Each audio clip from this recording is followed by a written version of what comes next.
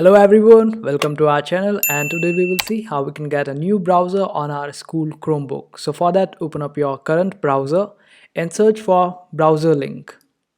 And after that you will find this very first link. Just click on it and open it up. And this is where it will lead you to. Then just select Windows 7 and select the browser of your choice from here. Let me select the Chrome and then click on Test Now. Wait for it to load and let it open it up. Sometimes it takes a lot of time and sometimes it might open up in a short period of time, and it has opened up. Now all you have to do is just wait a little more and let it open fully. So we have got our browser here. All you have to do is just search for anything that you want to search on this Chrome.